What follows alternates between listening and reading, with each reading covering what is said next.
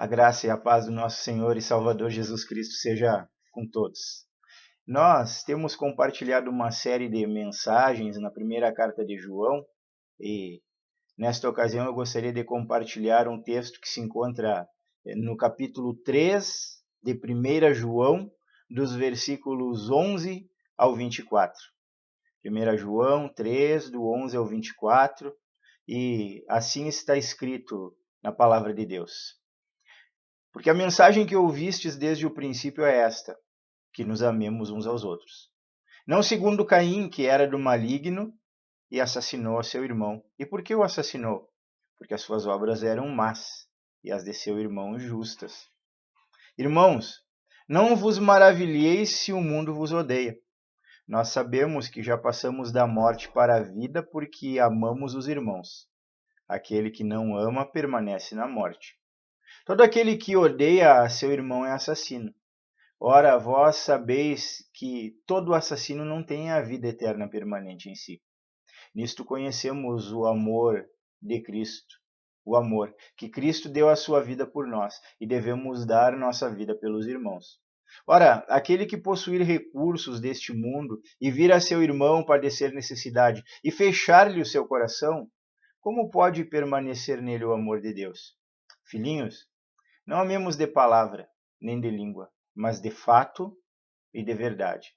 E nisto conheceremos que somos da verdade, bem como perante ele tranquilizamos o nosso coração. Pois se o nosso coração nos acusar, certamente Deus é maior do que o nosso coração e reconhece todas as coisas. Ou melhor, e conhece todas as coisas.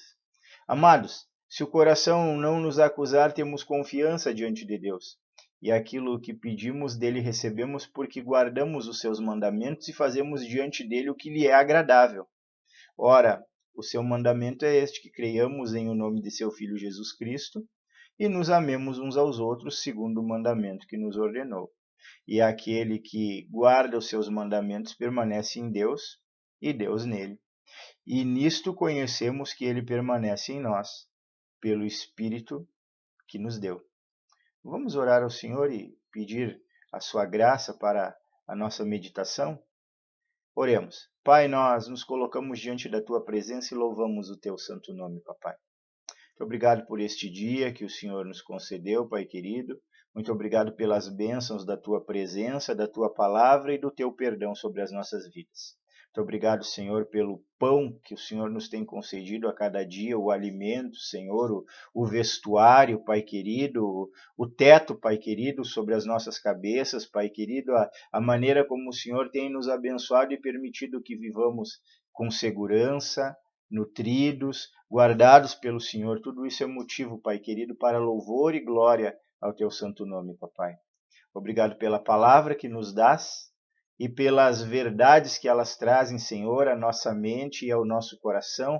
E eu peço que o Senhor nos ajude nos concedendo do teu Espírito Santo, Pai, para que essas verdades elas penetrem profundamente o nosso ser, penetrem profundamente o nosso coração, Pai querido, e façam a obra, Pai querido, que o Senhor deseja que seja realizada em nós, Pai querido. Em nome de Jesus, Pai, eu peço que o Senhor aplique todas essas verdades aos nossos corações e peço que o Senhor torne essas verdades, Pai querido, realidades nas nossas vidas, através da nossa vida, da nossa prática diária, do nosso absorver da Tua palavra, Pai querido, e desejá-la, Pai, vivê-la, realizá-la, cumpri-la nas nossas vidas, Pai querido. Oramos pelos nossos irmãos também, pedindo que o Senhor os fortaleça. Pedimos, Senhor, que o Senhor cuide, Pai querido, do teu povo, que o Senhor nos livre, Pai querido, dos males que têm se abatido sobre este mundo, Pai querido, dentre os quais está o coronavírus, Pai querido. E eu peço, em nome de Jesus, Pai querido, que o Senhor esteja guardando as famílias, tendo misericórdia daqueles que estão enlutados pela perda dos seus familiares e consolando-os, Pai, e livrando o teu povo, Pai querido, que esteja firme, Senhor, nas tuas mãos e confiante do teu poder, papai. Aplica essas verdades aos nossos corações e glorifica o teu nome através da tua palavra. É o que nós oramos, em o nome de Cristo Jesus, o teu Filho. Amém. Irmãos, Em nossa última meditação, nós vimos alguns motivos apresentados por João para levarmos uma vida de pureza, uma vida de santidade, que são: em primeiro lugar, João destacou o grande amor de Deus, que nos adotou como filhos, nos fazendo pessoas diferentes daquelas que, vivendo no mundo, ainda não foram regeneradas, ainda não foram transformadas, ainda não receberam uma nova vida. Nós somos diferentes, nós somos filhos de Deus, nós fomos transformados à imagem e à semelhança do seu Filho para uma nova vida. Também nós tratamos de que, como cristãos, nós devemos de evitar o pecado, pela obediência que nós devemos a Deus, e também porque o pecado ele traz prejuízos, ele traz consequências muito ruins, muito amargas e muito nocivas para a vida daqueles que pertencem a Deus, que conhecem a sua palavra, que conhecem as verdades do seu evangelho e que, portanto, devem conduzir a sua vida de acordo com as pautas estabelecidas nesse evangelho. Quando nós decidimos voluntariamente desobedecer a algum princípio que foi criado por Deus para o nosso benefício, nós acabamos pecando contra Deus e atraindo as consequências desse pecado sobre as nossas vidas. Então nós tratávamos disso e destacávamos também o fato que é impossível a verdadeiros filhos de Deus viverem na prática do pecado. Ou seja, pecado para nós pode ser cometido por alguma atitude acidental, por algum descuido, alguma palavra equivocada, algum pensamento, alguma coisa que desagrade a Deus, mas que não foi premeditado pelo cristão. É assim que ocorre o pecado na vida do cristão. Não é algo que é planejado, não é algo que é desejado, porque o cristão mortifica a sua natureza. Então, cristãos verdadeiros, sempre que pecam, eles sentem tristeza por causa do pecado e abandonam e confessam o seu pecado. Não é uma prática constante. E nós tratamos disso na última ocasião. Na nossa meditação de hoje, nós vamos analisar a maneira como o apóstolo João ele destaca o amor como uma característica dos verdadeiros cristãos. Como nós lemos no texto, os verdadeiros cristãos são ordenados a amar e amam. Né? João ele demonstra que o amor aos irmãos é uma das características ou uma das evidências da salvação nas nossas vidas. E que assim como o amor de Cristo, o amor de uns para com os outros, ele também deve ser visto na igreja. Então nós vamos tratar desses aspectos desse texto bíblico nesta ocasião. Comecemos falando um pouquinho a respeito do amor. E João trata do amor aqui demonstrando algumas coisas que se opõem à verdade do amor. Né? João começa por lembrar que o amor é uma das bases mais importantes da mensagem do Evangelho. Né? E que esse amor ele foi uma instrução dada desde o princípio da pregação do Evangelho. O Evangelho ele se baseia no amor. O Evangelho ele é uma declaração de que Deus amou o mundo de tal maneira que deu seu Filho unigênito para que todo que nele creia não pereça, mas tenha a vida eterna.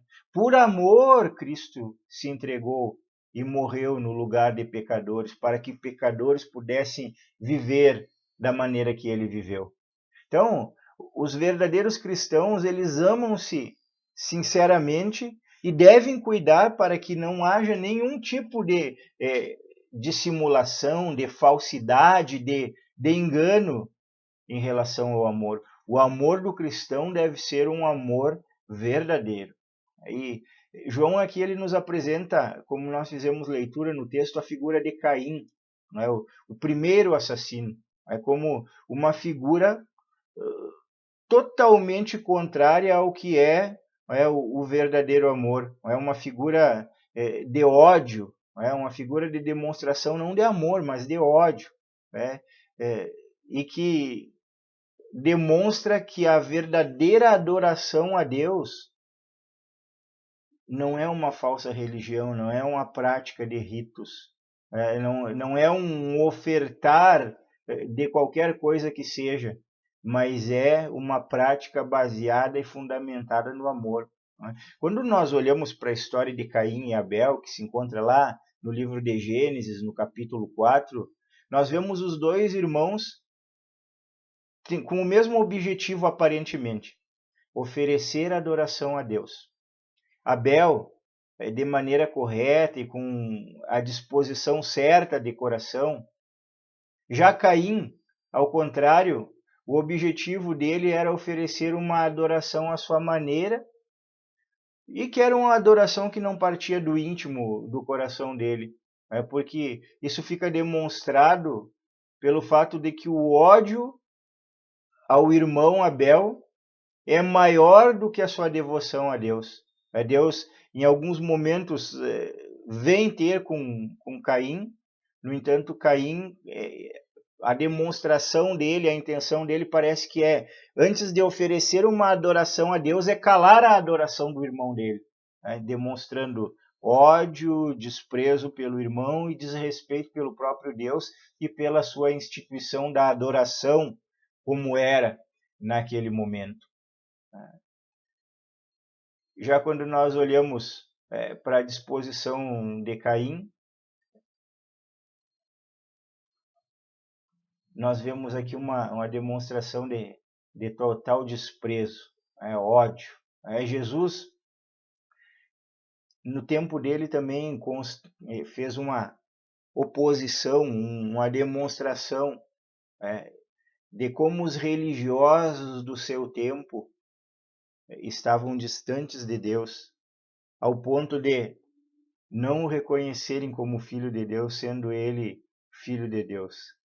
João, ele diz que o motivo pelo qual Caim matou o seu irmão era porque Caim era do maligno e as suas obras eram más, ao contrário das obras justas do seu irmão Abel.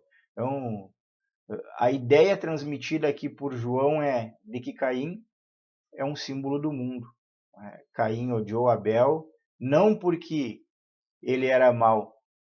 Não, Abel era justo perante Deus. Nós vemos as Escrituras declarando Abel como um homem justo, como um homem íntegro, como um homem temente a Deus. O ódio de Caim, então, não era porque Abel era mau, irmãos, mas porque ele era um homem virtuoso e piedoso. Então, assim, quando nós olhamos para essa verdade, não deve nos surpreender quando o mundo odeia a igreja ou odeia os cristãos. O motivo é que a igreja e os cristãos são luz, e a luz incomoda as trevas. Essa é a verdade. Então, uma das coisas que nós temos que ter bem clara na nossa mente e no nosso coração é que nós fomos transformados por Deus. E que não deve nos iludir a posição do mundo, com as suas falácias, com as suas colocações vãs, com o seu falso amor, e que quando eles se levantam contra os cristãos e contra a igreja de Cristo, eles se levantam primeiro porque eles não têm o amor de Deus nos seus corações. Eles atacam porque eles são inimigos de Cristo, inimigos da cruz, inimigos da igreja e inimigos do cristão. Então, não existe um meio termo, irmãos. Ou você está com Cristo, ou nós estamos com Cristo, ou nós estamos sem Ele. E aqueles que estão sem Ele são inimigos daqueles que pertencem ao Senhor. A Bíblia demonstra claramente que nós somos luz e que o mundo ele jaz no maligno, ele está em trevas. Então, nós vemos aqui, irmãos, que o amor ele é uma das evidências do verdadeiro cristianismo e da salvação de Deus na vida do cristão. Não amamos para ser salvos, não é isso. No entanto, o texto bíblico aqui nos mostra que não amamos para passar da morte para a vida. O amor é uma demonstração de que nós estamos em Cristo e que somos salvos. Esse amor verdadeiro, a Bíblia diz lá em Romanos 5,5 que ele foi derramado nos nossos corações pelo Espírito Santo. Isso é uma declaração que nós temos aqui no verso 14 que nós fizemos leitura. Nós sabemos que já passamos da morte para a vida porque amamos os irmãos. Aquele que não ama permanece na morte. Os que são incapazes de amar, os que são incapazes de perdoar, os que são incapazes de se relacionar de maneira amorosa, esses aí estão mortos ainda, diz a Escritura. Também nós devemos de considerar o que diz o verso 15, que nós fizemos leitura, que diz assim: todo aquele que odeia seu irmão é assassino. Ora, vós sabeis que todo assassino não tem a vida eterna permanente em si. Então, nós temos aqui uma afirmação de que quem odeia é um assassino. O ódio é a marca da perdição na vida das pessoas. A verdade é que nem todo que odeia mata, mas Deus julga a intenção. Quantas vezes alguém por ódio desejou a morte do seu próximo? Quantas vezes alguém por ódio desejou o mal para o seu próximo? Então nós temos um Deus que conhece o coração. Nós temos um Deus que julga as intenções, irmãos. Então, por isso o texto bíblico diz aqui: todo aquele que odeia seu irmão é assassino. Não está simplesmente no ato de dar o tiro, no ato de introduzir um objeto cortante, no ato de envenenar, enfim, nós poderíamos falar das mais diversas modalidades aqui de assassinatos. Não é isso. Está no desejo contido no coração daqueles que não foram verdadeiramente transformados por Deus. E por isso que a Escritura nos alerta que nós devemos de ser prontos a perdoar, que nós não devemos de abrigar o ódio no nosso coração, que a ira, quando vier sobre as nossas vidas, a Bíblia diz, Paulo escrevendo lá aos Efésios: irai-vos e não pequeis, não se ponha o sol sobre a vossa ira. Pode existir uma ira justa na vida de um cristão que foi injustiçado, mas o que a Bíblia diz não deixa que o sol se ponha e que esse ódio esteja no seu coração. Então, nós temos uma orientação bíblica para o amor, e não para o ódio, e não para a ira. Aí nós devemos de orar a Deus e de nos posicionar de acordo com esse princípio estabelecido. Em segundo lugar, eu quero olhar com os irmãos como ocorre a demonstração do amor. Aqui, a partir do verso 16, há uma mudança na abordagem que o apóstolo João faz. Ele passa de falar a respeito do ódio de Caim para falar do amor de Jesus. Ele deixa de falar do ódio do mundo para falar do amor da igreja, daquilo que nos compete como pessoas que são chamadas a amar. E nós precisamos observar que o amor ele é demonstrado, uma das maneiras que ele é demonstrado é na capacidade de dar, de se doar, de servir. O verso 16 diz assim: nisto conhecemos o amor que Cristo deu a sua vida por nós e que devemos de dar a nossa vida pelos irmãos. Ora, aquele que possuir recursos deste mundo e vir a seu irmão padecer necessidade, fechar-lhe o seu coração, como pode permanecer nele o amor de Deus? Filhinhos, não amemos de palavra e nem de língua, mas de fato e de verdade. João destaca em Cristo uma das principais características do verdadeiro amor: a capacidade de dar, a capacidade de se doar. Em Cristo nós encontramos o verdadeiro amor, um amor desprovido de interesse próprio, pois nós, eu e você que está assistindo essa mensagem, não tínhamos nada que pudesse alimentar algum tipo de desejo egoísta de Cristo. O que Deus poderia precisar de nós quando nós é que precisamos de Deus? O que Cristo poderia precisar de nós quando nós é que precisamos de Cristo? Quer dizer que todos os atos de Cristo, desde a sua encarnação, vida, morte, sofrimento por nossa causa, foram atos de amor e de doação. Nada, nós não podemos dizer nada a respeito de que tal coisa o Senhor precisava de nós. Deus não precisa nem da nossa adoração, irmãos. Deus, desde a eternidade, antes que o mundo existisse, ele era pleno em amor dentro do relacionamento de amor da Trindade. Pai, Filho e Espírito Santo vivendo em perfeito amor. Quer dizer, nem do nosso louvor, ainda que ele mande que nós o louvemos, que o adoremos, que o sirvamos, ele não precisa de nada de nós. Essa é a verdade. Agora, tudo que ele fez por nós, ele fez por um amor. Ele é o exemplo do amor. Nós lamentamos, pegando um exemplo dos nossos dias, um dos grandes causadores de divórcio em nossos dias é o fato das pessoas casarem para ser felizes e não para fazerem o cônjuge feliz. É errado desejarmos ser felizes? Não é errado. Todavia, uma das visões adequadas que nós temos que ter do casamento é que o casamento, dentre outras coisas, é um serviço ao nosso cônjuge. É que nós devemos de amá-lo servindo. João, ele nos ensina que a demonstração do verdadeiro amor é caracterizada pelo ato de doar, de servir, de se entregar. Nós somos ensinados a dar nossas vidas pelos irmãos, servindo-os de todas as maneiras que estiverem ao nosso alcance. E aqui nós encontramos um critério adequado para a compreensão e utilização dos dons espirituais para a edificação da igreja. Deus tem capacitado os seus servos, a igreja, com dons que foram feitos ou que foram concedidos para que nós nos sirvamos uns aos outros. Também nós vemos aqui nesse texto que nós fizemos leitura que o amor ele é demonstrado pela compaixão, irmãos.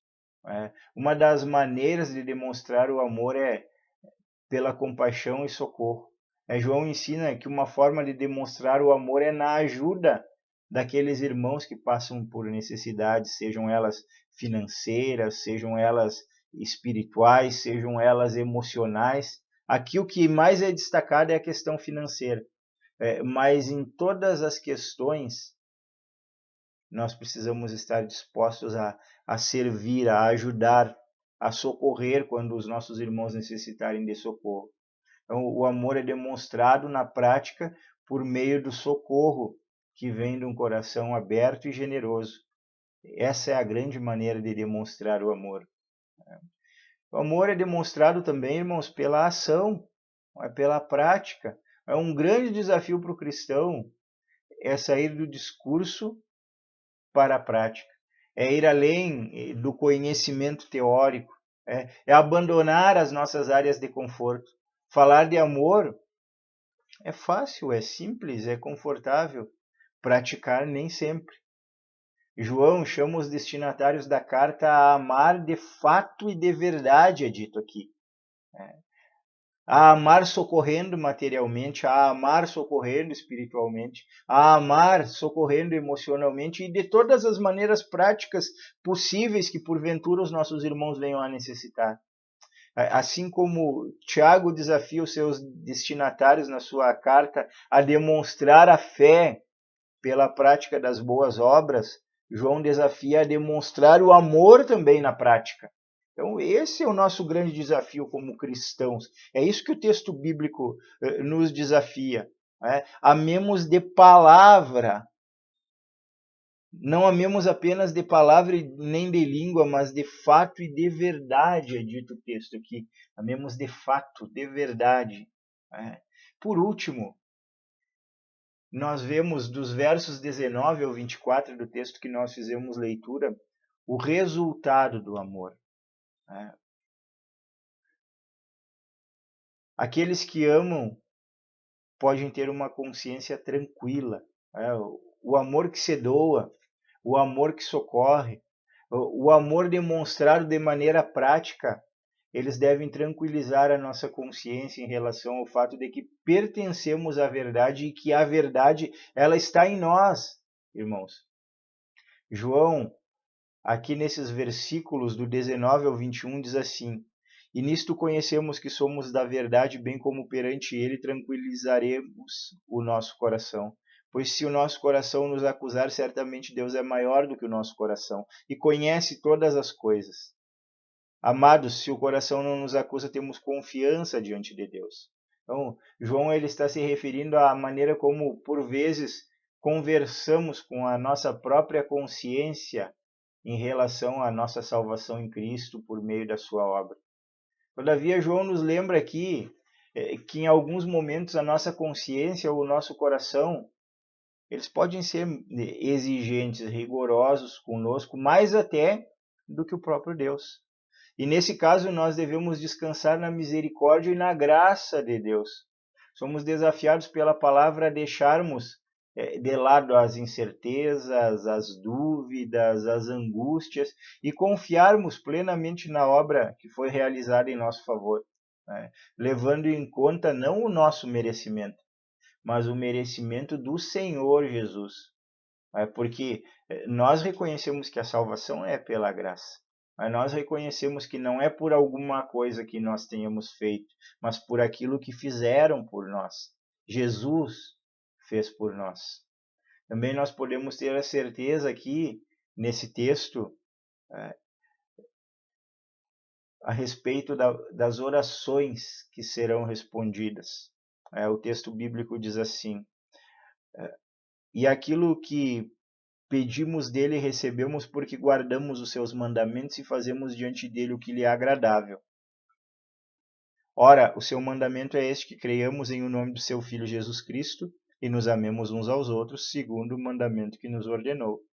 E aquele que guarda os seus mandamentos permanece em Deus e Deus nele. E nisso conhecemos que ele permanece em nós pelo Espírito que nos deu. Então, nós temos aqui que quando nós guardamos a palavra de Deus, ou seja, quando nós andamos de acordo com os princípios estabelecidos na palavra de Deus, e cremos nesse nome de Cristo e nos amamos uns aos outros, as nossas orações elas são respondidas. Então, não é com base em alguma coisa que façamos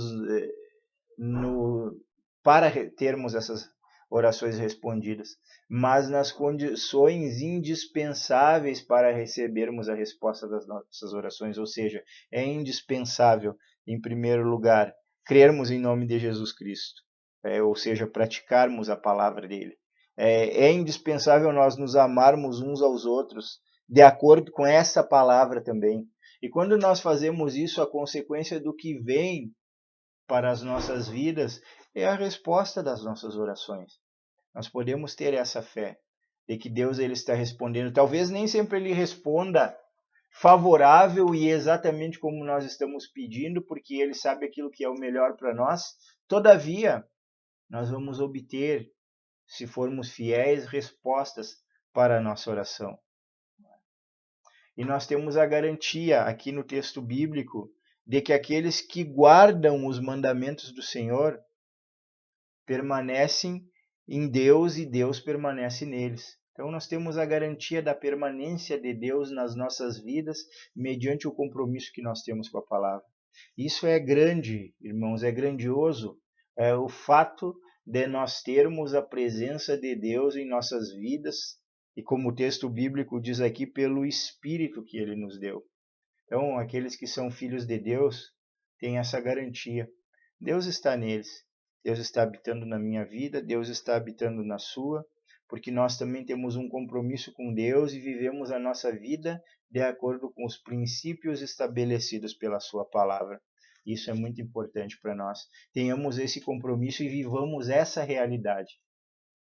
Eu quero concluir neste momento, então, a nossa meditação, meus irmãos. Nós estivemos aqui tratando, nesta ocasião, a respeito de alguns aspectos destacados aqui por João, na maneira como o amor se apresenta como característica dos verdadeiros cristãos. Nós vimos João aqui nos demonstrando é que o amor aos irmãos é uma característica da salvação que Deus operou nas nossas vidas. E João, ele nos demonstrou aqui que o amor de uns para com os outros, o amor que Deus nos concede, derramado pelo Espírito Santo nos nossos corações, ele deve ser uma característica vista na vida de todo cristão. E que quando isso é visto nas nossas vidas, nós temos aqui algumas realidades, como a certeza de que Deus está presente em nós, como a consciência tranquila de que estamos nas mãos de Deus e vivendo para o Senhor, como a certeza de que as nossas orações elas vão ser respondidas, e tudo isso porque nós permanecemos no Senhor e o Senhor permanece em nós. Que Deus nos ajude a termos essas verdades como realidades nas nossas vidas e a vivermos uma vida prática de verdadeiro amor uns para com os outros, de obediência à palavra do Senhor e de relacionamento com Deus por meio do seu Espírito Santo, por meio do nosso Senhor e Salvador, Jesus Cristo. Que Deus ele nos abençoe e aplique a sua bendita palavra aos nossos corações. Eu quero orar mais uma vez com você. Pai, nós nos colocamos diante da tua presença nesta hora e louvamos o teu nome, papai. Muito obrigado por essa meditação da tua palavra que o Senhor nos concedeu, que destaca verdades importantes relacionadas ao amor como uma marca do cristão. Ajuda-nos a termos este amor verdadeiro, este amor que nos diferencia do mundo, este amor, Senhor Todo-Poderoso, que foi o Senhor que nos concedeu e que se desenvolve em nós a cada dia. Ajuda-nos a amarmos os irmãos, a amarmos o nosso próximo, ajuda-nos a socorrermos aqueles que necessitam, Pai querido, de apoio espiritual, material, emocional, Pai querido, que nós sejamos verdadeiros instrumentos nas tuas mãos para essas verdades, Pai. E que praticando a tua palavra, Senhor, nós possamos ter a experiência, Senhor Todo-Poderoso, de termos as nossas respostas às orações atendidas, de termos este amor desenvolvido em nós, de comungarmos uns com os outros em verdadeiro amor e de termos a presença clara e a marca, Senhor, da presença do Espírito Santo nas nossas vidas, Pai. Abençoa teu povo, torna-nos verdadeiros praticantes da tua palavra, Papai amado. Abençoa a tua igreja, Senhor Todo-Poderoso, e cada um, Pai querido, que assistir, Pai querido, esta mensagem seja edificado e fortalecido por ela, Papai querido. É o que nós oramos, Senhor, e agradecemos em nome de Cristo Jesus, o teu Filho. Amém. Que Deus continue abençoando a sua vida.